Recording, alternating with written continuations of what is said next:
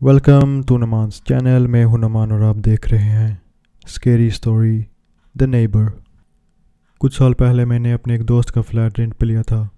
वो ये फ्लैट बेचना चाहता था मगर उसे कोई ख़रीदने वाला न मिल सका, तो उसने ये फ़्लैट मुझे रेंट पे दे दिया जब तक उसे कोई ख़रीद न ले। और कुछ हफ्तों के बाद मैं इस फ्लैट में रहने लगा।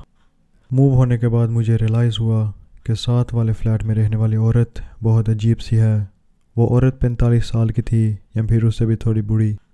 वो पूरी रात बैठ कर रेडियो सुनती थी और ऊंची आवाज़ में किसी से बातें करती थी। उस फ्लैट में रहना बहुत मुश्किल हो गया था और पूरी रात नींद भी नहीं आती थी। एक दिन मैं बाहर से थका हुआ आया था और खाना खाते ही मैं सीधा सोने चला गया। मैं कुछ ही देर सोया था कि उस औरत की आवाज़ ने मुझे उठा दिया। मैं बहुत गुस्से में था और उठने के बाद मैं सीधा उसके दरवाज़े पे गया और उसका दरवाज़ा खटखटाया। जब उसने थोड़ा सा दरवाज़ा खोला तो मैंने उसे कहा कि तुम बहुत शोर कर रही हो और इसी की वजह से मुझसे सोने नहीं हो रहा।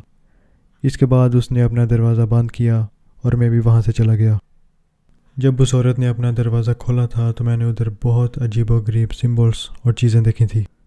उसकी दीवारों में अलग रंगों से क्रॉस बने हुए थे, उनके नीचे नाम लिखे हुए थे। खिड़कियाँ सारी काले रंग की थी ताकि रोशनी अंदर ना आ सके, और फ्लोर पे पुराना कारपेट बिछा हुआ था जिसके ऊपर एक डॉग बैठा हुआ था।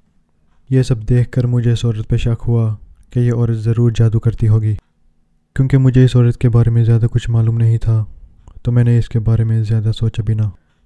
जैसे ही मैं अपने फ्लैट में वापस आया तो उस औरत ने दोबारा से रेडियो ऑन किया और पहले से काफ़ी ऊंची आवाज़ में बातें करने लगी। अगले ही दिन मेरा दोस्त यहाँ आया हुआ था और काफ़ी रात हो गई थी तो वो इधर ही सो गया। मैं अपने कमरे में सो रहा था और वो बाहर सोफे पे। रात के वक्त मैं एकदम उठ गया और मैंने देखा कि एक साया मेरे बेड के पास खड़ा होकर मुझे देख रहा था। क्योंकि मैं अभी नींद में था और कमरे में भी बहुत अंधेरा था तो मुझे लगा कि शायद ये साया वैसे ही बना होगा। फिर अचानक एकदम वो साया बोलने लगा। जब मैंने उसकी आवाज़ सुनी तो मुझे ये मालूम हो गया था कि ये वही औरत है जो ऊंची आवाज़ में बातें कर रही थी और मुझे सोने भी नहीं दे रही थी। उस टाइम उस औरत ने अपने हाथ में कुछ पकड़ा भी था। वो खिड़की से अंदर आई थी और पता नहीं कि वो कितनी देर ऐसे बेड के पास खड़ी हुई होगी। जाते वक्त उसने मुझसे कहा कि तुम्हें रात को दरवाज़ा और खिड़कियाँ दोनों बंद करनी चाहिए, और फिर वो चली गई।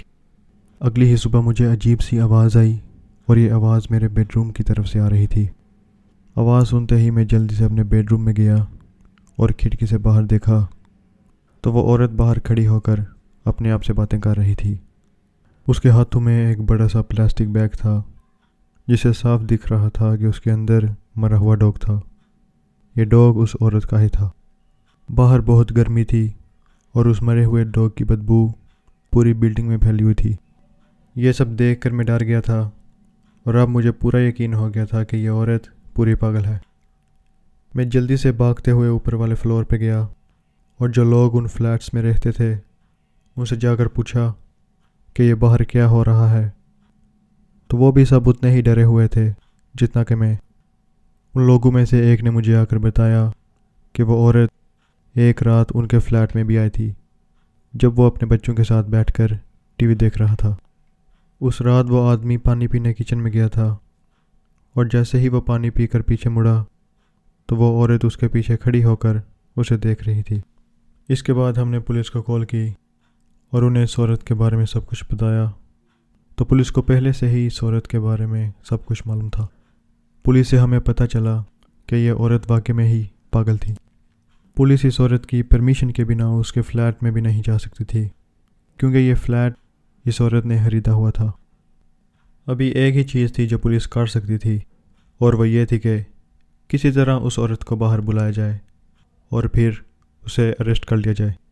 मैं पूरे 2 दिन खिड़की के पास बैठा रहा और इंतज़ार करता रहा कि कब वो औरत बाहर आए और कब पुलिस उसे अरेस्ट कर ले।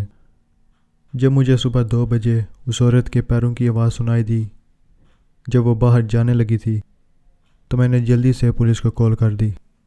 पुलिस सिर्फ 2 मिनट में ही पहुंच गई थी और उनके साथ 3 गाड़ियाँ और एक वैन भी थी। पुलिस ने आते ही उस औरत को जल्दी से अरेस्ट किया और धक्के देकर उसको वैन में बिठाया और फिर थोड़ी देर के बाद वो उसे लेकर यहाँ से चली गई। कुछ ही देर के बाद ऐसा लगा جیسے کہ وہ عورت کبھی ادھر تھی ہی نہیں۔ اس کے بعد میں نے اس عورت کو کبھی بھی نہیں دیکھا۔ آج بھی مجھے وہ ڈراؤنے خواب آتے ہیں اور ان خوابوں میں وہ عورت مجھے دیکھ رہی ہوتی ہے۔ تو یہ تھی آج کی کہانی۔ ہوپ کہ آپ سب کو کہانی پسند آئی ہوگی۔ چینل کو زیادہ سے زیادہ سپورٹ کریں۔ ہم ملیں گے اگلی ویڈیو میں۔ خدا حافظ۔